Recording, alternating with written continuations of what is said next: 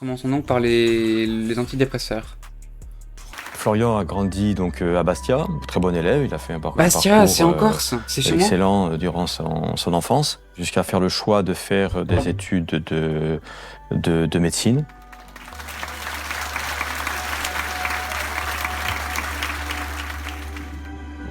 Bonsoir, ni bulle ni savon. Oui, alors.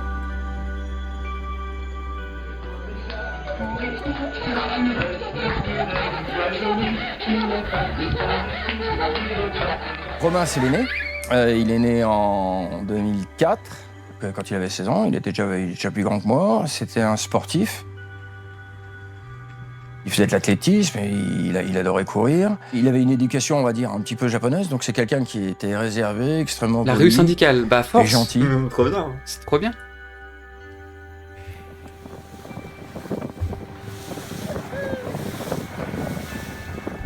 Très solaire, sociable, qui aimait le sport. Qui avait beaucoup d'amis, qui aimait sortir, qui avait une vie tout à fait Qui aimait normale faire de la d'un fête, jeune. voilà. Vas-y. On a appris le 18 février 2021 que notre fils s'était donné la mort dans son appartement à Nice. Tu cherches pas? De l'autre bout du grinder. Ah. Il descend sur les rails, il savait que le train ne s'arrêtait pas. Et il est resté devant. Voilà, c'est comme ça que ça s'est Il parlait terminé. du train de la hype, et là, c'est Ah. dans ce de train. Ah putain, non, le mauvais timing. Ah, là, c'est chaud. Hein. Tout le monde dit merci, bravo le train de la hype, bravo le train.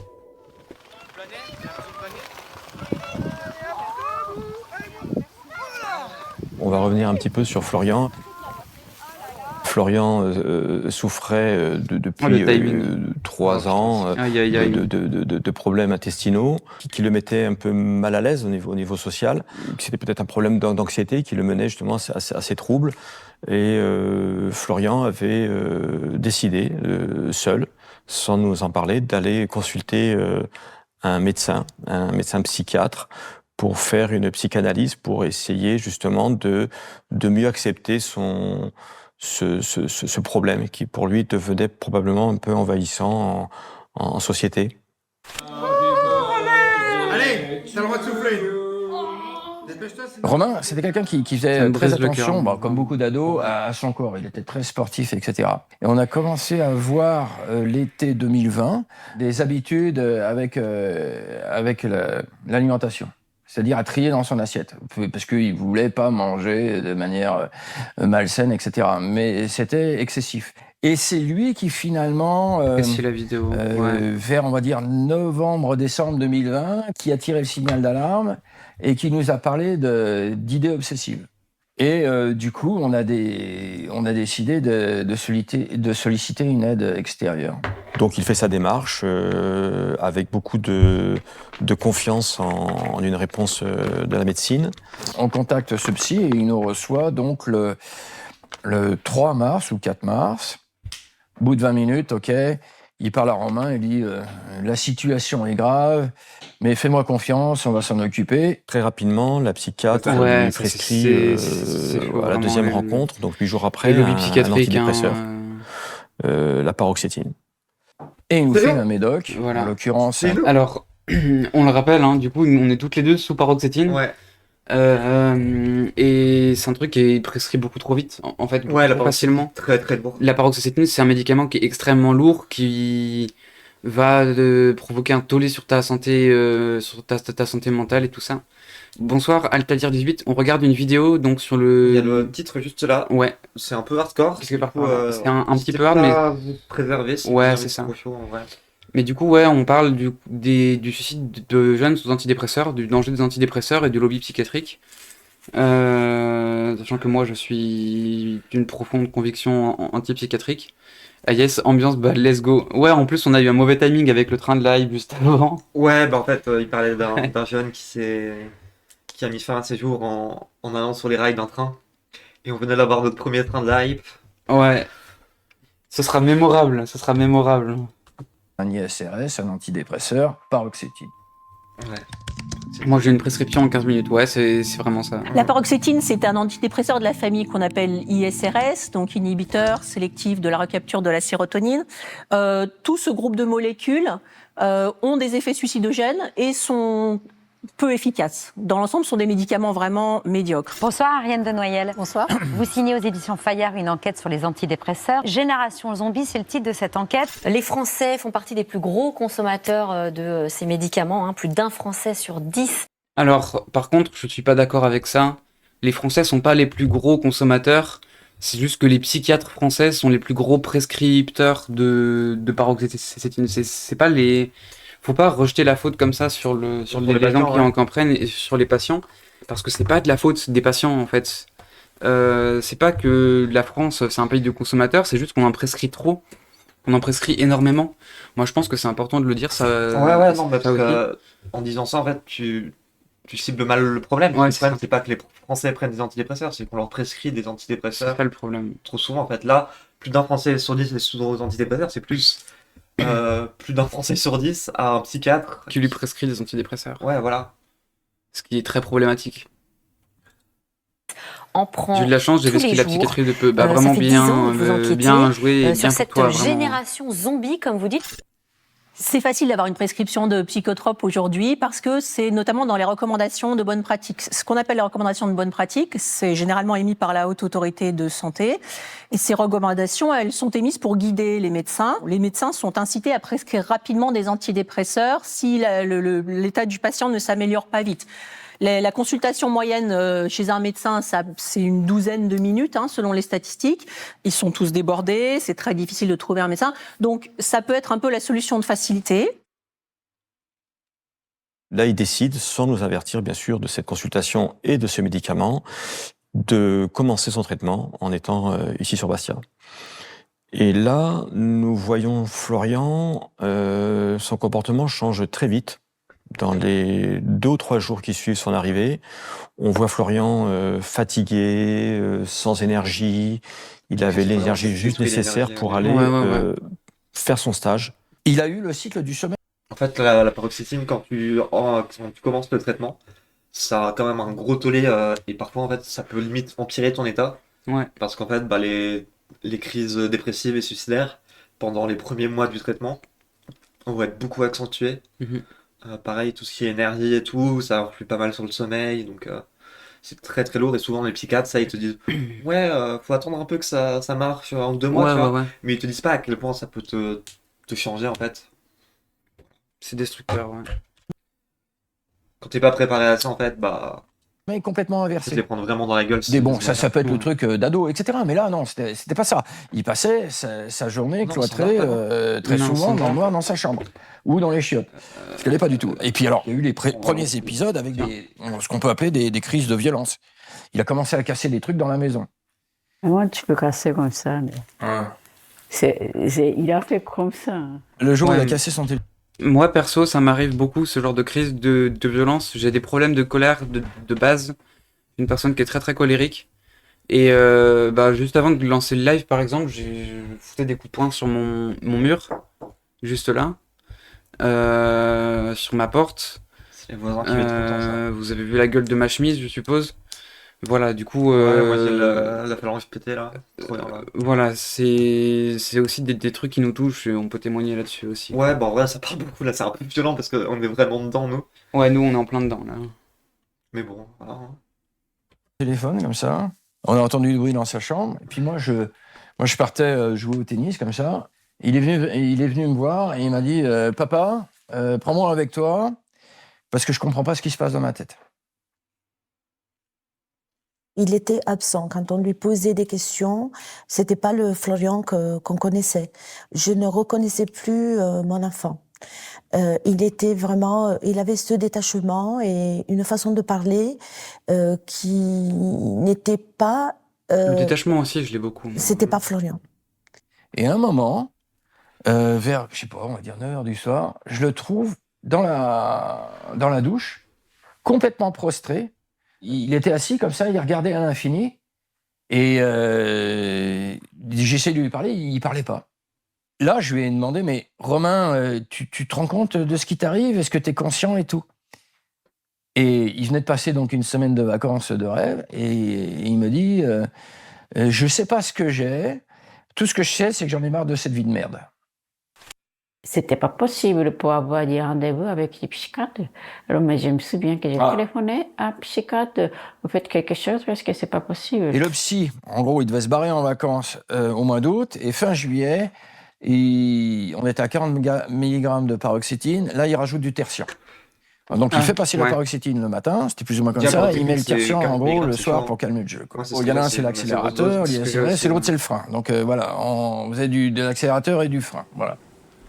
Doctors put people on these drugs, they see them get worse, they see them become suicidal, and they can't recognize that the pills are causing. Merci beaucoup pour les 5 subs giftés, Adèle. Mais c'est incroyable, merci beaucoup. We have now is that doctors back then used something like common sense to see that if I put you on a drug and you get worse, one of the options is the pills may be causing the problem. Doctors now don't have the same common sense. And what people won't realize is they've got no training in how to work out if a drug is causing a problem or not. So they put you on a drug, you may have had a very mild problem to begin with, you become worse, you start talking about being suicidal, doctors figure your illness has got worse and they increase the dose of the drug. If the drug is causing the problem, that's a recipe for you committing suicide. Et puis souvent, ce qu'ils font, c'est qu'ils te prescrivent d'autres médicaments pour contrer les effets secondaires du premier médicament. Et au final, tu te retrouves avec ton premier antidépresseur qui te démonte, plus ton deuxième truc qui te sert à gérer les trucs du premier antidépresseur. Le deuxième truc a aussi des effets secondaires, donc t'as un troisième médoc. Et c'est chaud. Moi, par exemple, au début, pour contrecarrer les effets de la paroxétine, j'ai eu du tertian. Et le tertian, ça m'a couché en permanence. Je pouvais rien faire, juste j'étais trop fatigué en permanence. Et c'est moi qui ai tiré la sonnette d'alarme chez mon psychiatre. Je lui ai dit, c'est pas possible de continuer comme ça. Je peux rien faire de mes journées. J'ai pas la force. Merci. Et du coup, il m'a dit, ok, pas de souci, on va vous changer de molécule. Il m'a mis sous Abilify et maintenant ma condition, elle est encore pire. Ouais, voilà. Mais toi au moins, t'as la conscience, tu vois, t'as un peu une conscience de ce qui se passe dans la psychiatrie. Et t'as osé aller voir ton psychiatre et dire que ça va pas. Beaucoup de gens en fait qui tombent dans la psychiatrie en fait n'ont pas connaissance des mouvements anti-psychiatrie, de tout ce qui est critique à ce niveau-là. Et souvent tu te dis c'est un médecin, il sait ce qu'il fait. Et en fait non. Pas. La réalité c'est que la plupart en fait ils te prescrivent des trucs parce que ça a été c'est le lobby pharmaceutique qui leur dit vas-y prescris ça et ils sont en mode ouais ça va améliorer ton état. Mais ils savent même pas ce que ça fait. Parfois ils prescrivent des trucs qui ont des interactions qui peuvent te tuer. Ouais. Et voilà. C'est pour ça que le mouvement antipsychiatrique c'est assez important parce que au moins ça permet d'avoir un regard critique sur ce qu'on te prescrit, sur comment on te traite. Ouais, ça te permet de réguler tes traitements toi-même aussi, quoi. T'as le droit de t'exprimer sur comment tu te sens et tout avec ton psychiatre. Genre, c'est un truc de base, mais les gens le savent pas forcément, quoi. Et la psychiatrie, c'est une pseudo-science. On ne sait pas comment marche le cerveau humain, on ne sait pas comment les médicaments qu'on prescrit agissent réellement sur notre cerveau. Et la psychiatrie, au sens pur du terme, c'est une pseudo-science. Ouais, Slave en a parlé de ça dans la vidéo qu'on avait regardée ensemble. Et on a une VOD sur la chaîne YouTube et sur la chaîne Twitch aussi. Mais globalement, oui, en fait, de base, les médecins dans la psychiatrie ont essayé de chercher des lésions visibles dans le cerveau, histoire qu'on puisse diagnostiquer des trucs en le voyant, quoi. Et ils ont rien trouvé du tout. Du coup, vraiment, ils se basent sur un quiz, sur un questionnaire pour te prescrire tes médicaments qui peuvent ruiner ta vie, comme c'est le cas juste là, ici. We have no option but to give them more and more treatments. They give the impression that they're giving them more and more care. They're not. They're giving them more and more quick fixes, which are causing the problem rather than actually solving it. How do I know this? Well, they're doing exactly the same thing to our kids. Le professeur Illy, c'est le lanceur d'alerte majeur pour la question notamment des suicides sous antidépresseurs. Il a été un des premiers à dire « Attention, ces médicaments provoquent des suicides ». Il est intervenu comme expert dans plusieurs procès. We approve your drug, but we want you to explain a few things like emotionally labile mean. And this is the GSK response, which makes it clear that there's a doubling of the suicidal act rate in their clinical trials of children who are depressed. And that emotionally labile mostly refers to children becoming suicidal. I've been treating patients for maybe 40 years or more, and I did a PhD on the serotonin system. So because of this, the pharmaceutical industry thought I'd be a very good person to educate doctors about what these drugs do. And it meant quite a few of the people in the pharmaceutical industry thought I was one of them. Doctors clearly thought I'm one of them because I'm a doctor. Researchers thought I was one of them. But one of the interesting things for me was that I really wasn't part of any of these groups. I was looking at them all and wondering about the strange world they were going into. We've known for over 30 years when doctors give these drugs to children that up to 1 in 7 children may become suicidal on this group of drugs generally. I've been involved in analysing one of the GlaxoSmithKline Deroxat trials. Said when the company published their version of this clinical trial, it said the drug works wonderfully well and is safe. We found that actually when we reanalyzed the data, that the drug didn't work at all, and 1 in 6 children had a serious behavioral problem when they took the drug.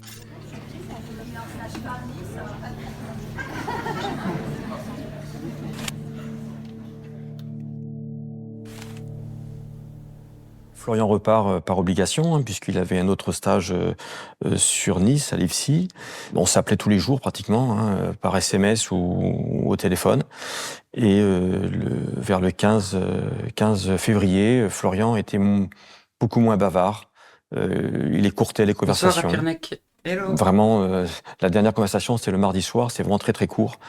Et on s'est dit, bon, ça ira mieux demain.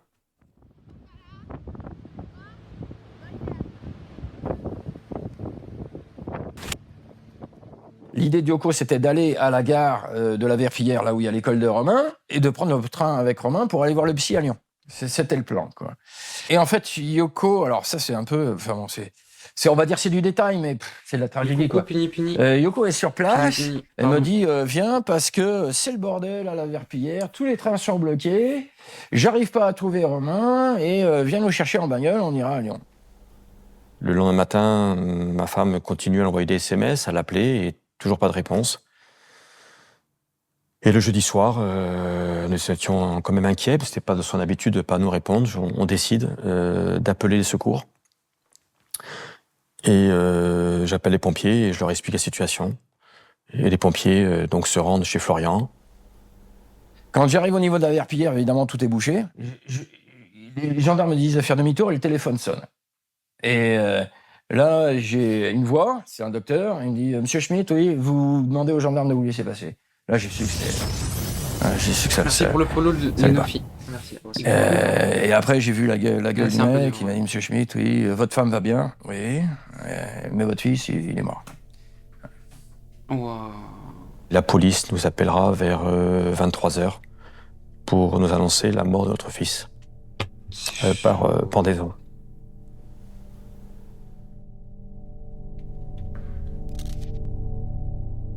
Il était avec ses copains, il rigolait à la gare, et à un moment, il se lève, il descend sur les rails, il savait que le train ne s'arrêtait pas. Et il est resté. Merci Adèle, merci beaucoup. Voilà, c'est comme ça que ça s'est terminé. L'idée derrière ces antidépresseurs, c'est d'augmenter la concentration. Désolé, j'interromps un petit coup parce que c'est dur quand même. Une fois, j'avais regardé un truc sur les médecins qui du coup qui s'occupaient d'annoncer aux familles le décès de leurs proches. C'est super chaud. Enfin, ouais. Rien que de voir ça comme ça, c'est... Genre en tant que parent, quoi. Putain. Ouais, mais même en tant que proche, c'est vraiment l'appel que t'as pas envie de recevoir, quoi. C'est chaud. Hein. Ouais, Ok, bon.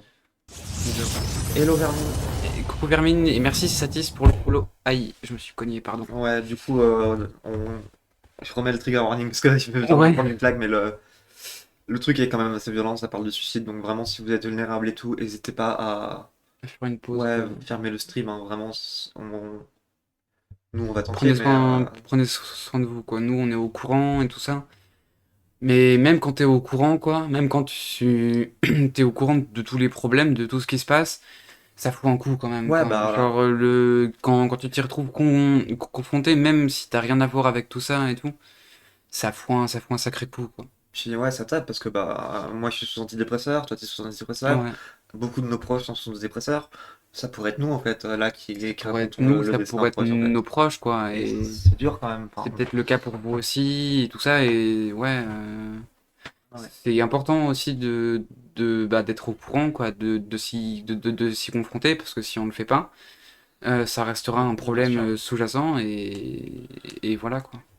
Bien sûr qu'il faut en parler, mais ça n'empêche que c'est super Ah important. ouais, bien sûr. Bien dur. Bon, on va peut-être reprendre, Allez. si c'est ok. Ouais, ouais, On fait un petit coup, le moment était un peu violent. Merci beaucoup pour ton abonnement, Vermine. Merci beaucoup. Concentration 6 de mois, mais c'est trop bien. sérotonine dans Pour le 6 cerveau. mois, bah merci beaucoup, Avec ça fait très très plaisir, cette merci. théorie sous-jacente que la dépression correspond à un manque de sérotonine dans le cerveau. Le problème, c'est que cette théorie, de très grands spécialistes disent, elle est purement marketing. Les laboratoires, l'industrie, ont réussi à nous faire croire que la dépression, c'est un manque de sérotonine, mais en fait, aucune étude scientifique n'a jamais pu le prouver. On entend depuis plusieurs années, et particulièrement depuis la crise sanitaire, que la santé mentale des Français se dégrade, notamment particulièrement des jeunes. On voit dans les consommations de médicaments, même si les bases de données sont très difficiles à exploiter, et je pense que ça n'est pas pour rien, c'est pas fait pour être simple. On voit que les consommations de psychotropes augmentent énormément dans la population, et notamment chez les jeunes. Et malheureusement, on peut constater avec le cas de familles qui ont perdu leur enfant à la suite d'une prescription qui a créé des pulsions suicidaires notamment, que les professionnels de santé ne sont pas suffisamment sensibilisés à ces questions, peut-être pas suffisamment formés, ou c'est difficile de comprendre pourquoi.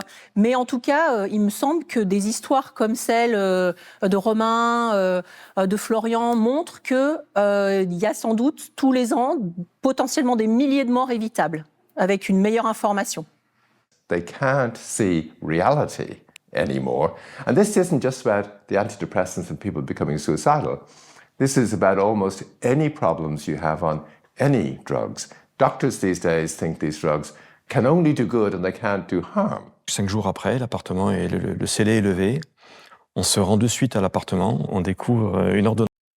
Moi, je me sens trop impuissante, que j'ai des potes qui vont chez le psy et tout, et pas trop arriver à comprendre en quoi c'est un système qui est problématique, fasciste.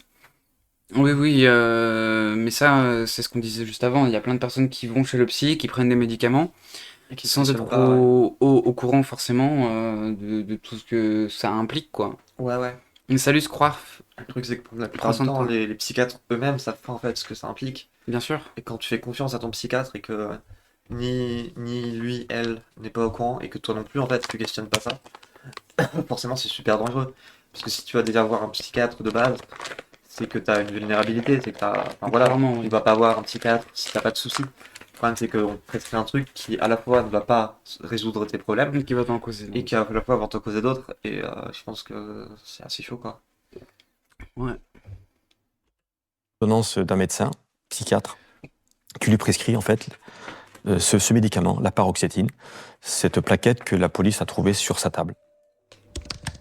J'ai regardé paroxétine Vidal, et c'est là que j'ai vu en fait le risque suicidaire relativement clairement établi pour une population jeune, et aussi toute une liste de symptômes, agressivité, hostilité, manie, machin, truc. Si ça arrive, contactez tout de suite votre médecin. Ouais, c'est un Donc on cauchemar. appelle de suite le médecin. Tellement, dans on la est bien foulée. d'accord là-dessus, c'est vraiment un cauchemar. On lui apprend effectivement que Florian s'est pendu. Le médecin est surpris, ne comprend pas.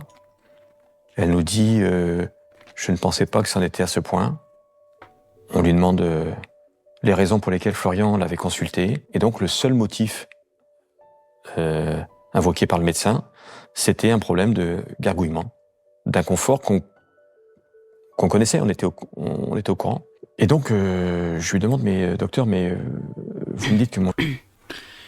Du coup, c'est préférable de voir un psychologue. Alors, c'est pas exactement pareil en fait. Les médicaments peuvent aider les gens, comme Slave le dit. Le but du mouvement antipsychiatrique, c'est pas de nier les expériences des personnes pour qui les médicaments ont fonctionné. Excusez-moi. Pour qui les médicaments marchent. Le but du mouvement antipsychiatrique, c'est vraiment de juste mettre au courant, en fait, de soulever les problèmes qui sont là, qui existent avec la psychiatrie. Ouais, c'est une question de pousser les gens à avoir un esprit critique C'est ça. sur ce qu'on leur prescrit en fait. De pas prendre la parole d'un médecin, que ce soit psychiatre ou psychologue ou quoi que ce soit. De pas la prendre au pied de la lettre. Parce qu'encore une fois, le cerveau, on sait pas comment ça fonctionne. On en parlait tout à l'heure, enfin, eux en parlaient tout à l'heure.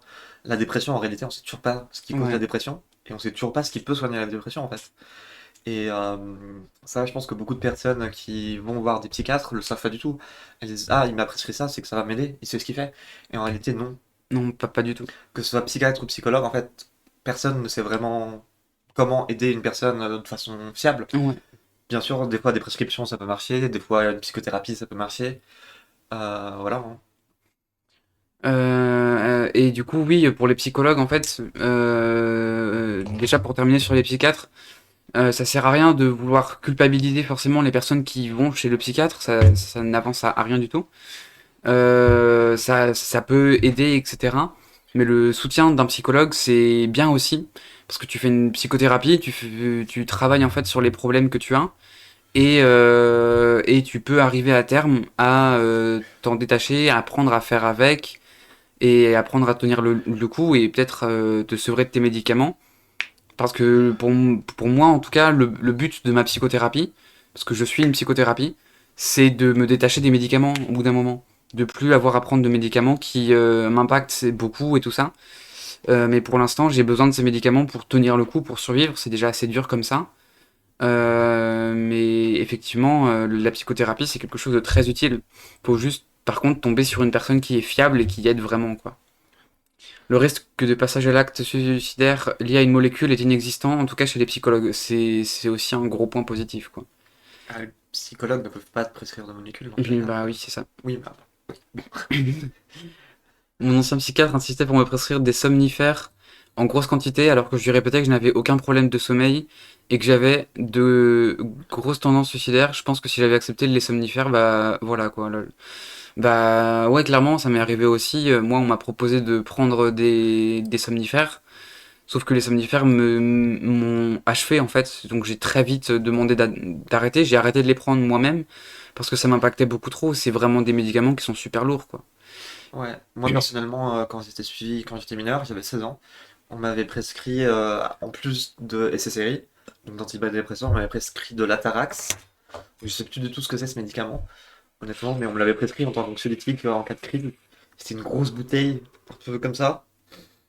Et en fait, bah moi j'allais voir le psychiatre pour des crises suicidaires, et il m'a donné en fait une bouteille que je pouvais cul sec et partir en fait.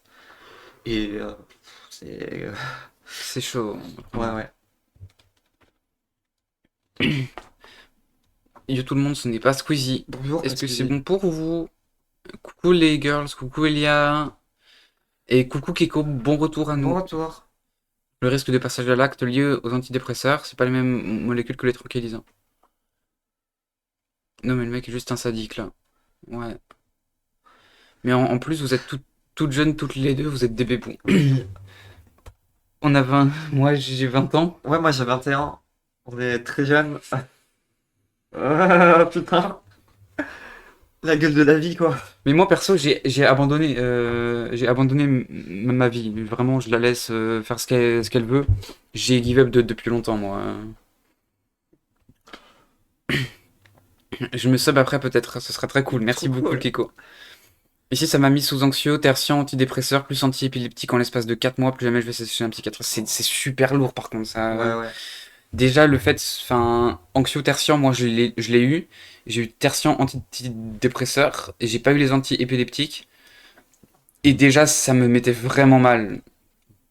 Et souvent, c'est des trucs qui sont prescrits ultra vite parce que, comme il disait tout à l'heure sur la vidéo. C'est un formulaire. Ouais. Oui, alors déjà, c'est un formulaire, mais en plus, la raison pour laquelle c'est un formulaire aussi, c'est parce que les psychiatres, il n'y en a pas beaucoup. Oui. C'est des temps d'attente immenses, ils sont surchargés, et oui, la consultation moyenne, c'est 12 minutes. C'est ça, c'est super Donc cool. forcément, le psychiatre qui veut gagner du temps parce qu'il est surchargé, forcément, il va te prescrire un truc super lourd dès le début, en mode, ah bon, j'ai observé ça de loin, Du on coup, va tirer ça, pas ça. tiens, voilà, et ça ira mieux. Et si les services publics étaient corrects Ouais. et qu'on avait plus de psychiatres et qu'on pouvait avoir des rendez-vous plus corrects, plus longs, plus réguliers, forcément déjà on pourrait éviter ce genre de soucis parce ça permettrait d'avoir un meilleur suivi plutôt que de prescrire des molécules comme ça à l'aveugle en Ouais. espérant que ça marche. Enfin bref. Ouais. Envie de détruire le capitalisme. Pour sauver les Réel. copines. Réel. Moi, j'ai eu de l'asthme, on m'a prescrit n'importe ligne, mais ça va.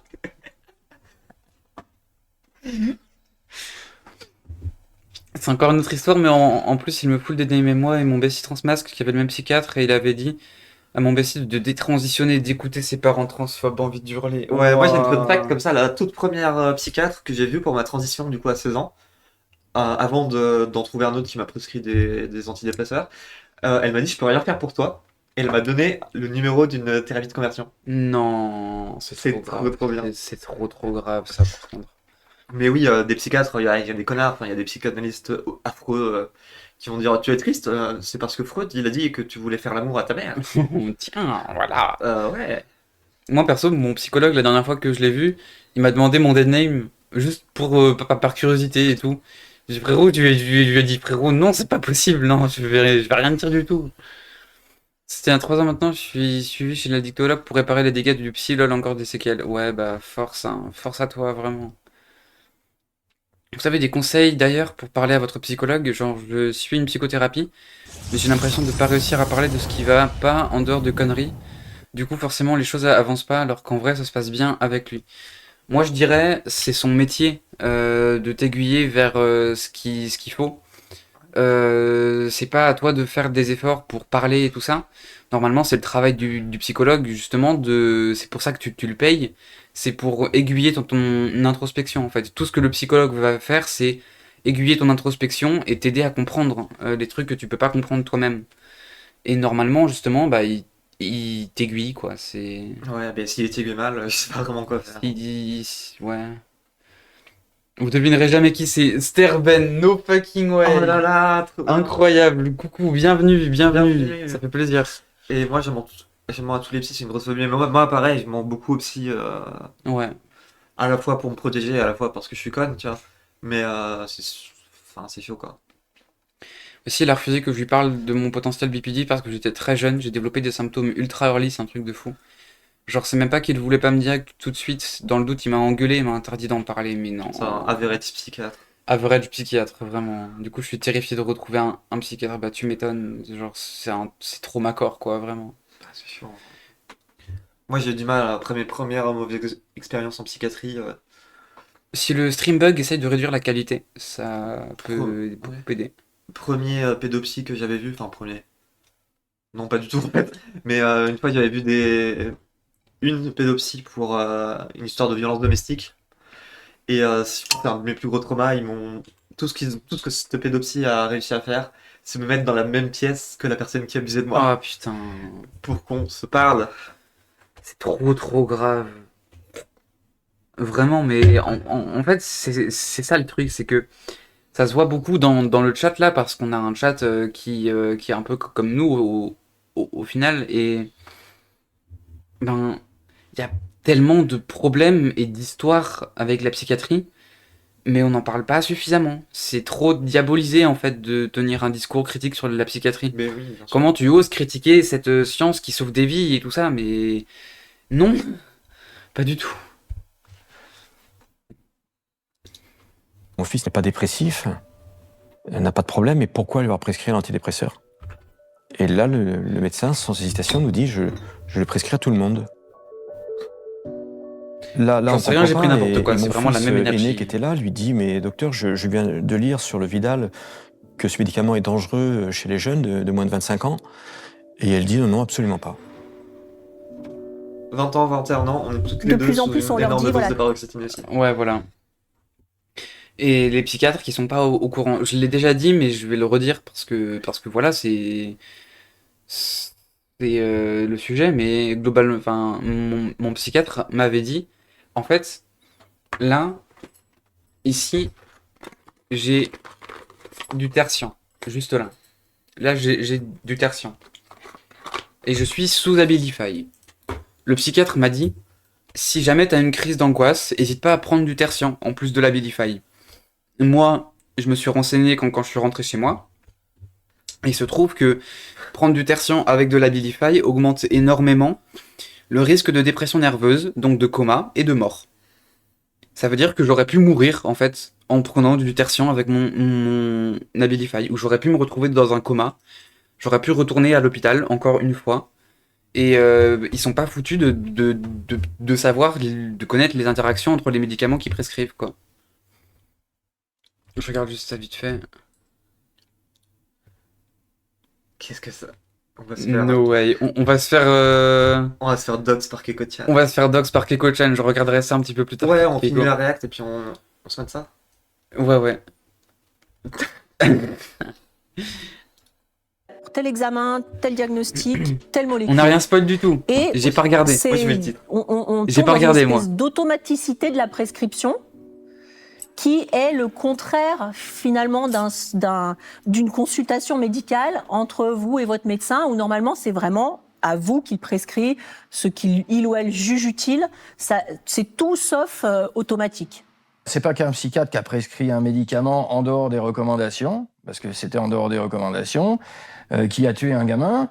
C'est aussi la question pourquoi il l'a fait, pourquoi il a pu le faire, pourquoi il pense, il a cru pouvoir le faire finalement en toute impunité. Donc nous, ce qu'on veut là-dedans, c'est que si effectivement le médicament a causé la mort de Romain, les responsabilités soient clairement établies, et je pense que les responsabilités sont et certainement le médecin prescripteur, mais c'est aussi un problème systémique. Et il faudra s'y attaquer, et je pense que ça intéresse tout le monde. Il est basé pour l'instant. Parce que des histoires de Romain, il y en a beaucoup. Moi, je suis désolé, tous les parents, ça se voit qu'ils ont perdu leur enfant dans leur regard, qu'ils ont perdu leur enfant, ça me brise le cœur. Ouais. Mais il a raison, mais genre, putain. Je vais vous raconter une petite histoire de famille rapidement. Mais dans ma famille, j'ai mon cousin. Un cousin qui s'appelait Léo. Et qui était une boule de joie, de bonheur et de gentillesse. Il a eu un cancer du poumon à 12 ans. Et il est mort à 13 ans. Et depuis, mon tonton, du coup, son père, ça se voit. Ça se voit toujours, ça fait des années qu'il est mort. Ça se voit toujours dans son regard, dans ses yeux, qu'il a perdu quelque chose qui faisait partie de lui. Ça se voit et ça me brise le cœur à chaque fois. Ça a brisé quasiment toute la famille. Et ça me brise le cœur moi aussi. Et cette lueur, je la retrouve dans le regard des parents qui parlent là. C'est quelque chose de très profond. Et moi, je le reconnais, je le vois très bien. Et moi, ça me fait mal, quoi. Ça me brise. C'est terrible. Moi, je pourrais pas être le psychiatre qui a tué... Mais oui, comment tu fais pour dormir quand t'as un psychiatre qui prescrit de la paroxétine à tout le monde en 12 minutes, quoi, vraiment. Tu t'es retrouvé en face des parents qui ont perdu leur enfant. À cause de toi. À cause de toi. Comment tu fais pour continuer, en fait, à dire...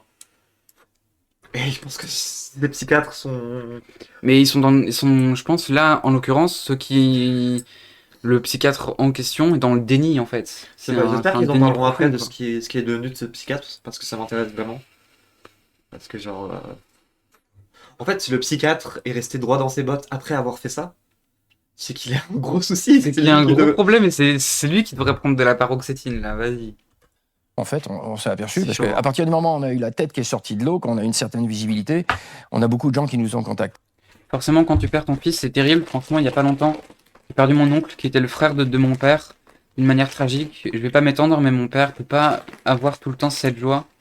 C'est pas aussi terrible que perdre son enfant, mais ça se ressent dans le quotidien. Ouais, perdre un proche, c'est quelque chose qui te marque à vie, en fait. C'est super grave.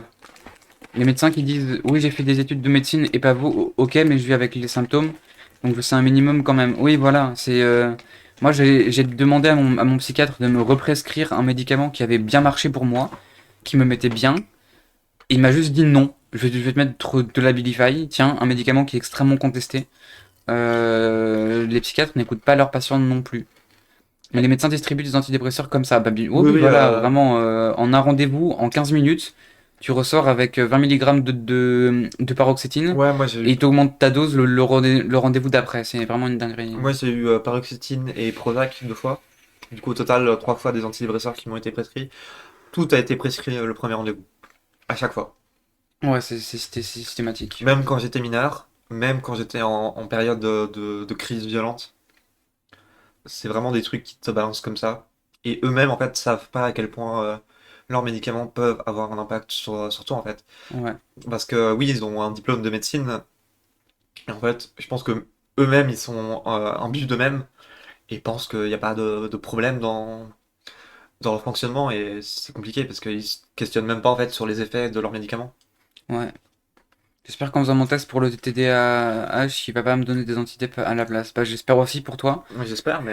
Fais attention à toi aussi, t'as le droit de refuser les médicaments, t'as le droit de demander autre chose. C'est tes droits de patient en fait. Le plus important, je pense, c'est quand on te prescrit un truc, c'est de se renseigner, en fait. Ouais, clairement. Après bon, je les prendrai pas. Ouais, bah ouais, t'as bien raison. Il faut vraiment avoir un... En fait, c'est un travail à faire d'avoir toujours un regard critique sur ce que te dit et ce que te prescrit un psychiatre. Parce qu'en fait, bah, c'est encore une pièce de science et eux-mêmes savent pas ce qu'ils font. Donc Ouais. c'est à toi de faire du travail en plus à côté pour vérifier que eux font pas de la merde parce que eux ont pas le temps ou l'envie de vérifier ça pour toi. Ouais, clairement. Il y a des bails sur le traitement pour le TDAH, je le sais pas du tout, moi. Je suis pas renseigné là-dessus. La Ritaline, il y a pas mal de trucs autour. Pas la plus renseignée là-dessus, mais je sais qu'il y a des contestations au niveau de la Ritaline. Voilà. Après, Hop. En plus, ils sont derrière un bureau, ils sont pas capables de comprendre le quotidien de leurs patients. Merci beaucoup pour ton abonnement, Guest Live. Merci beaucoup. Merci. Mon psychiatre, il a une Apple Watch et tout, genre, il est derrière son petit bureau avec son petit MacBook et tout ça quand il me parle. Genre, j'ai l'impression qu'il est déconnecté et tout, et c'est trop grave. La Ristaline. Pour des histoires très similaires, notamment sur ce médicament.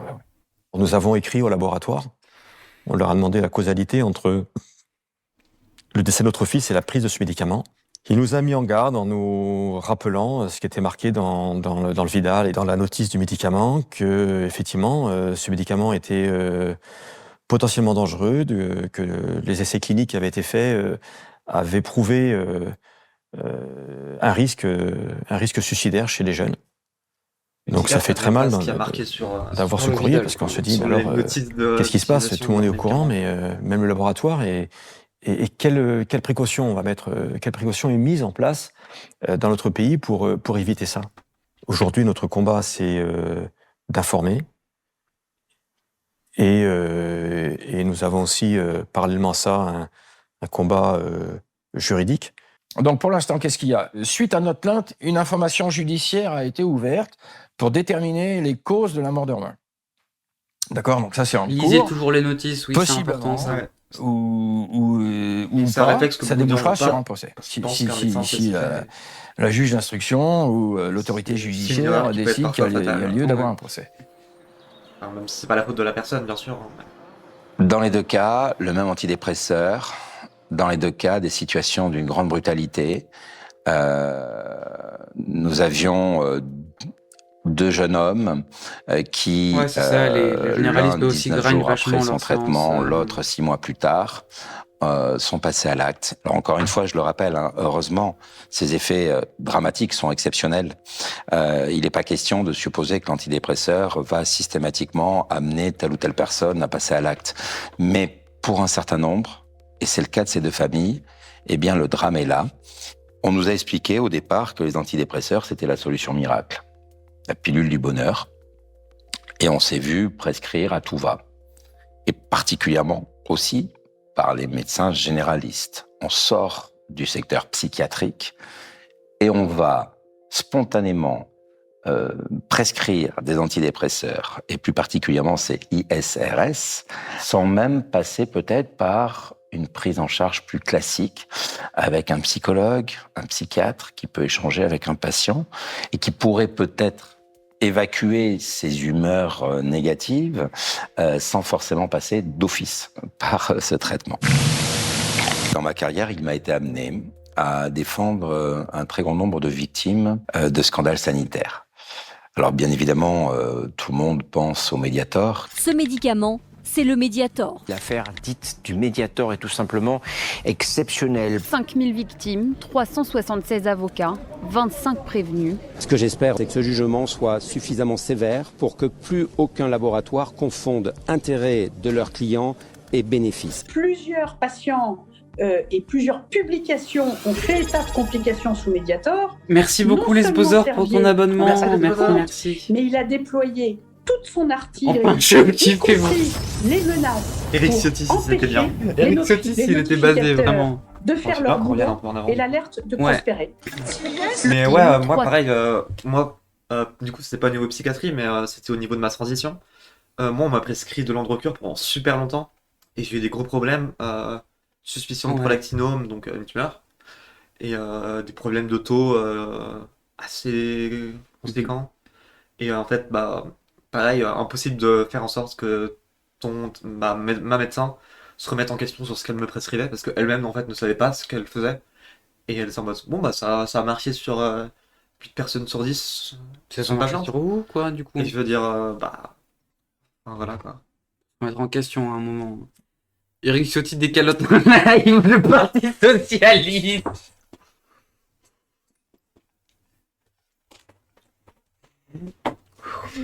Non. Eric Ciotti décalote en live.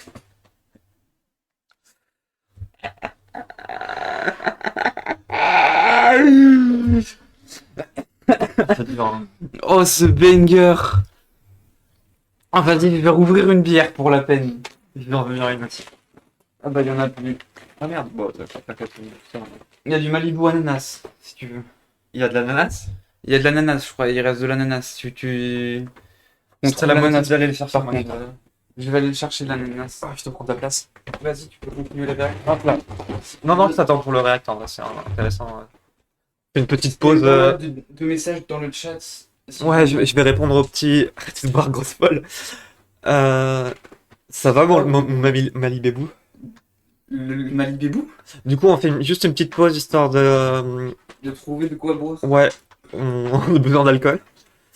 Je vais juste remonter les messages, du coup. Moi, j'étais dans une asso pour les personnes autistes et les psys voyaient tellement rien sur les gamins. C'était cramé à des kilomètres. Que certains avaient des traits hyper visibles, mais c'est parce qu'ils ne côtoient pas au quotidien. Mais oui, bien sûr, en fait. Et ça, en plus, ça se recoupe avec le fait qu'on a de moins en moins de professionnels formés et que les rendez-vous sont de plus en plus courts. Et en fait, un psychiatre qui te fait ton suivi, auquel tu devrais pouvoir faire confiance, au final, il t'a vu quoi? Il t'a vu une demi-heure et grand max avant de te prescrire un truc qui peut potentiellement altérer ta vie de façon dramatique. Y'a pas d'ananas? Y'a pas d'ananas? C'est peut-être ici. Non. Y'a pas d'ananas? Oui, en plus c'est horrible parce que les suicides c'est la partie visible d'un truc déjà pas trop visible, alors que le nombre de gens dans la vie de façon durable c'est dingue. Bah ouais, parce que là du coup on a des familles de personnes décédées qui ont du coup une plateforme pour en parler, mais quand t'es une personne psychiatrisée, genre, par exemple nous, le poids qui est donné à ta parole, en fait, c'est non, c'est une personne folle qui critique son propre milieu, c'est bizarre, tu vois. Donc forcément, tu perds en crédibilité. Ouais, clairement. Tu en veux ta chaise? Ouais, why not? Ah putain, y a plus d'ananas, je suis choqué là. Je suis sûr qu'il en reste quelque part. Va savoir où. On a que du Malibu, la team, c'est pas grave, Malibu plus sec. Encore la faute à moi, si seulement. Merci beaucoup pour le follow, Glandos. Oh, c'est trop bien, j'adore le pseudo Glandos. Le pseudo est incroyable. Merci, l'autisme m'a donné des talents de shitpost et un goût prononcé pour les crop tops. réel. Tellement réel.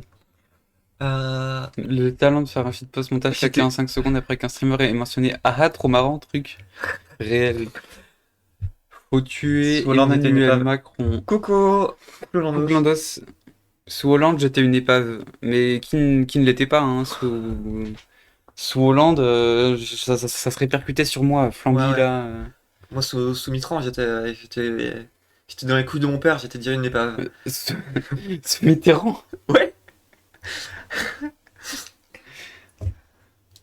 376 avocats. Bonsoir Clémency. 25 Et bon burger, Ce que Ruisseau j'espère, Noir. c'est que ce Bon jugement burger, soit salut. suffisamment sévère pour que Oh, j'ai envie de plus me taper aucun un burger, là. laboratoire confonde intérêt Aïe, de leurs ah. clients et bénéfices. Plusieurs patients et plusieurs publications ont fait état de complications sous Mediator.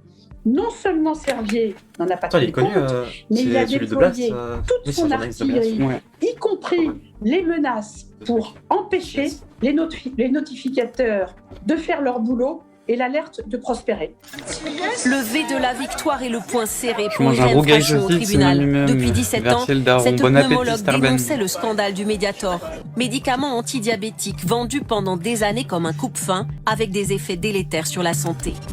Vous avoue que quand on parle des antidépresseurs aujourd'hui, je ne Mitterrand, peux pas c'est un m'empêcher de clown. faire cette comparaison. Un clown professionnel. Je ne dis pas qu'il y aura autant de victimes que pour le Mediator.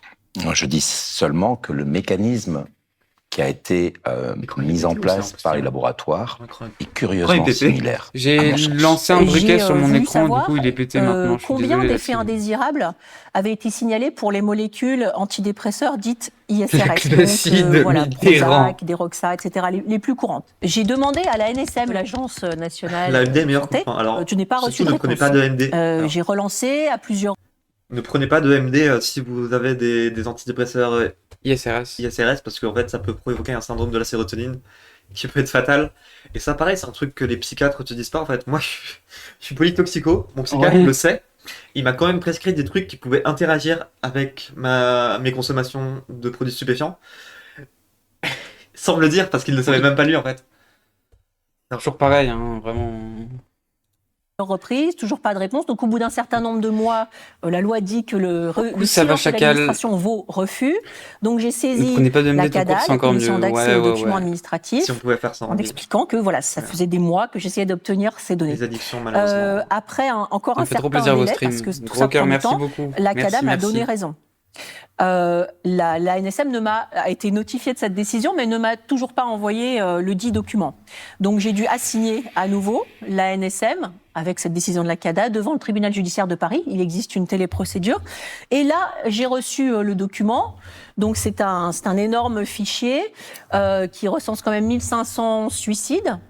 Et j'ai reçu avec, pour la petite histoire, une lettre assez comminatoire me disant « Attention, il ne faut pas communiquer ce document. Il est absolument impossible de retrouver la personne. On a son sexe, la prescription, la date de son décès ou de l'effet indésirable et l'issue. » On ne peut pas retrouver la personne. Mais l'argument de la NSM, c'est oui, on pourrait lever l'anonymat, mais c'est un argument qui ne vaut rien. Ouais, c'est une fois de plus un vraiment, refus de Renta, transparence. des fois, Si cette ça liste te était sur le détruit, site c'est de la vraiment des NSM traumas, quoi. et que les gens qui prennent ces médicaments pouvaient se rendre compte, il y a quand même 1500 personnes là, depuis la mise sur le marché qui ont ressenti des effets suicidaires ou qui se sont suicidés. Donc peut-être que c'est pas juste moi qui réagis mal ou qui me fait des idées. Peut-être qu'il y a vraiment un problème quand même. En plus, c'est quand même dans la notice. Bon, tout ça, ça contribue à nouveau au manque de transparence, qui est le fond du problème. Let's go, Vermine. Super, Un médicament, ça fait plaisir. Ça peut être dangereux s'il est mal suivi, si l'information n'est pas bonne et si le contrôle n'est pas bon. Et ça fait partie des objectifs de ces familles.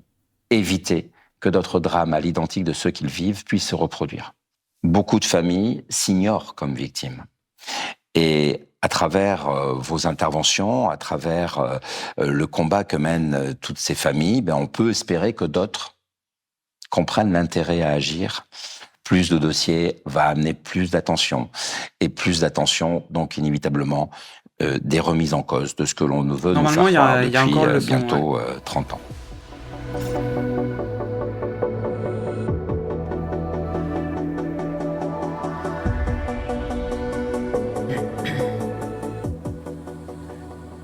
The story about how I came to find out that so many people, so many teenagers were having a problem with this drug is an interesting one. At this stage, I'd had very close links to GlaxoSmithKline, so I knew a lot of the way the company thinks about these things.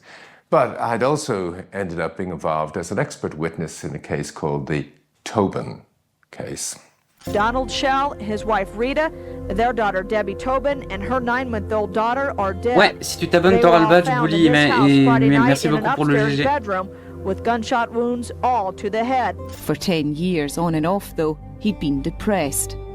Depressed, but never suicidal, according to his medical records. Don that I knew wasn't that type of person. The only thing that had changed was the medicine that he was taking, the Paxil. Donald Schell had been on Paxil for just 2 days before the carnage. After that program happened, a document arrived. Merci beaucoup pour l'abonnement, Bouli. Merci. Showed me, which they gave to me. It was an internal GlaxoSmithKline document, which said, you know, we've done this trial in children who are depressed called Study 3. Et let's go, le fondateur. This is the story of 2 studies. Both are looking at the use of the antidepressant Paxil to treat teenage depression. The first, in 2001, was funded by the drug company. It concluded that Paxil worked and was safe using the same data. Have reached the opposite conclusion that Paxil doesn't work and is not safe. And that the original pour le premier mois, c'est tier list des croquettes. On va goûter les croquettes en live et on fait une tier list. It was clear that GlaxoSmithKline had evidence. On a déjà montré nos pieds, Sterben. On les a montrés sur le stream d'hier. Il y a un clip de nos pieds. Il y a un clip de nos pieds.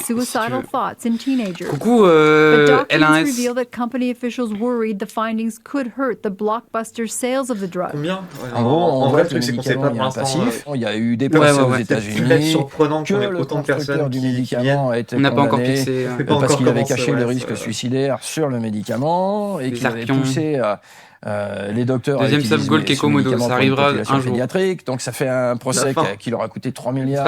La fin de la chaîne. Mais bon, c'était en 2012. 1 milliard de subs qui co-président. Co-président, 1 milliard de subs.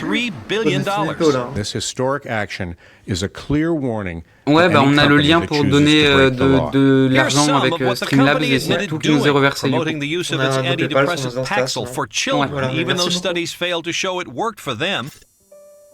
Doctors define social anxiety disorder as an intense, persistent fear and avoidance of social situations. Over 10 million Americans suffer. Do you? If you're one of the millions of people who live with uncontrollable worry, anxiety, and several of these symptoms for 6 months or more, you could be suffering from generalized anxiety disorder, and a chemical imbalance could be to blame.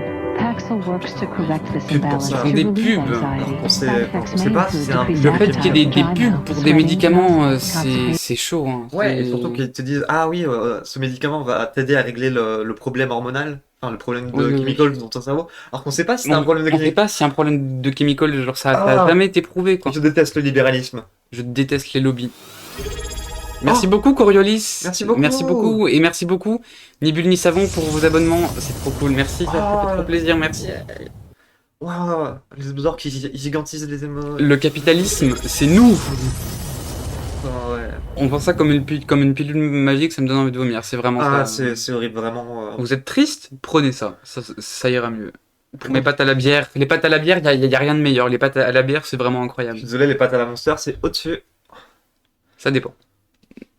Vous connaissez Ami des lobbies? Non, je connais pas. Non, ça me dit rien. Perso, ça me dit rien. Non.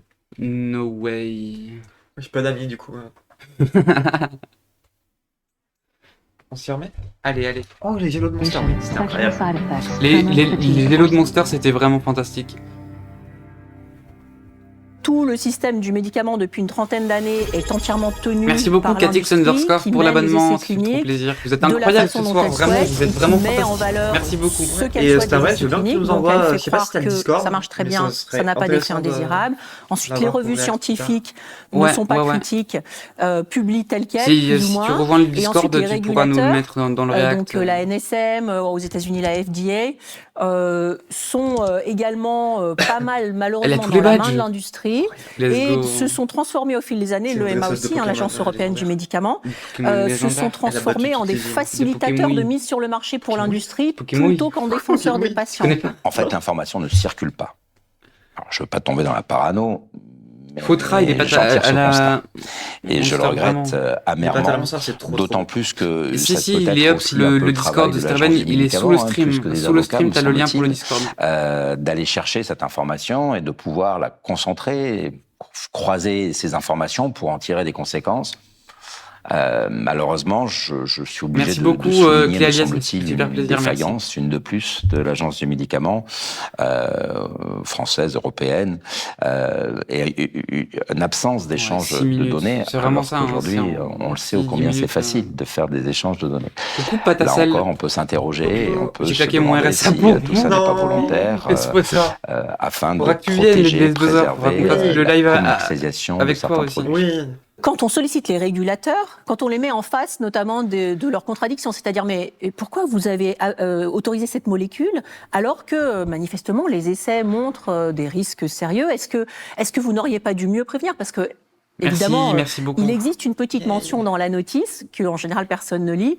Il dit attention, il peut y avoir des risques suicidaires. Gaming. Merci beaucoup Cléalia pour le follow. Ça n'est par rapport à la réalité du risque, ça n'est presque rien. Et quand on leur demande, ils sont en fait extrêmement bureaucratiques dans leurs réponses. C'est-à-dire, oui, mais regardez, hop, ils vous envoient un lien, tout ça, ça se fait par email, c'est sur des semaines et des semaines, il faut les solliciter, les ressolliciter. Voilà nos recommandations, voilà, allez voir à telle page, c'est extrêmement long, très fastidieux, et en fait, ça ne dit rien sur le fond. Le problème est tellement chronique tout au long de la chaîne, il me semble que le seul espoir qu'on ait tous, c'est d'obliger complètement à la transparence.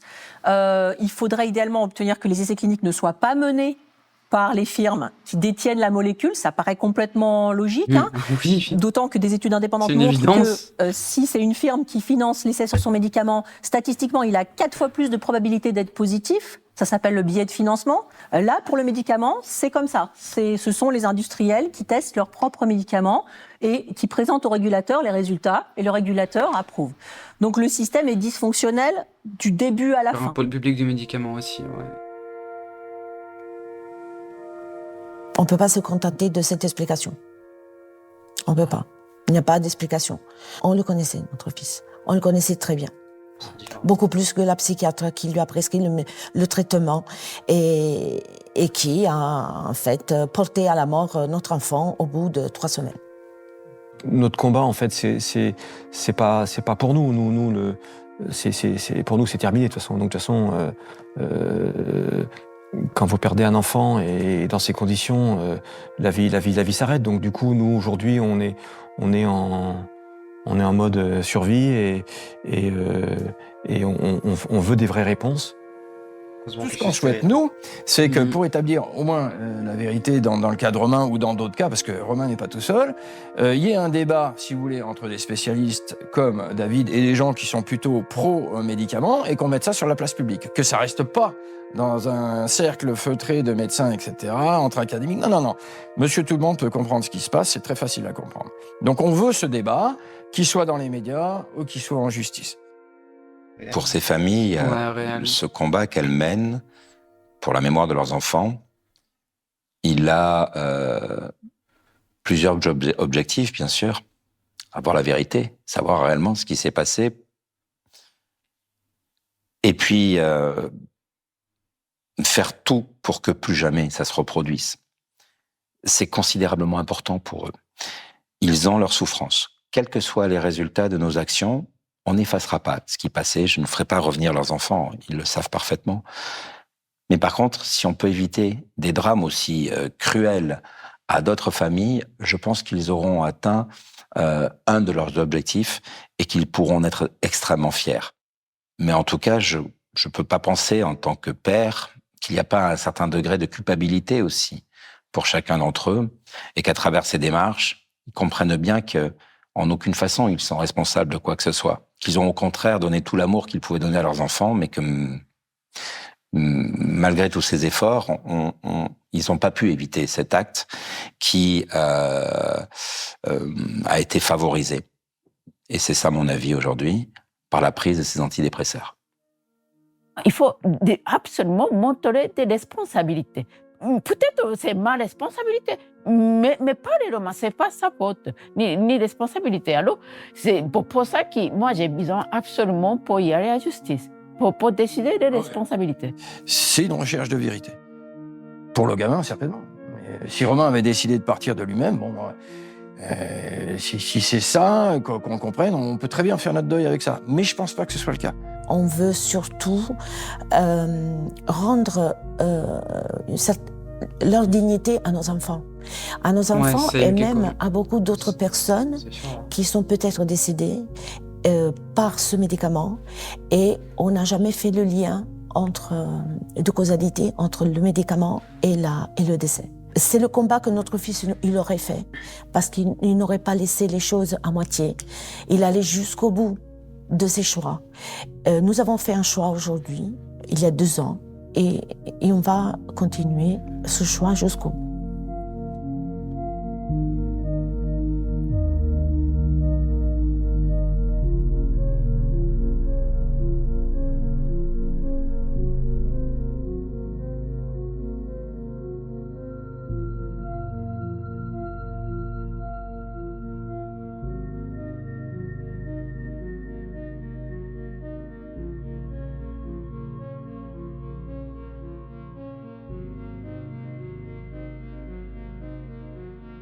Blast, encore une fois. Blast nous a fait une dinguerie là. Qui nous prend en banger. D'abord les marioles et maintenant ça. Non, je suis désolé. Mais ouais, putain. Je m'attendais pas à ce que ce soit aussi lourd au final, mais ouais. Ouais, vraiment une très très bonne vidéo. Oui, voilà aussi un arrêt brutal d'un ISRS, c'est super dangereux. Faut vraiment que ce soit fait en douceur. Le truc, c'est que parfois, c'est pas forcément volontaire. Genre, tu sautes un jour et tu te prends en fait cet effet secondaire super brutal. Et c'est chaud. Hein. Ouais. Je vais aller chercher ma paroxétine. Non, c'est sûr. Je l'ai déjà prise, non? Ouais, moi je l'ai déjà prise. J'en ai fait tomber une derrière mon lit. Ah ouais? Comme ça, les cafards. Les cafards, ils vont partir là. Les cafards, ils vont partir.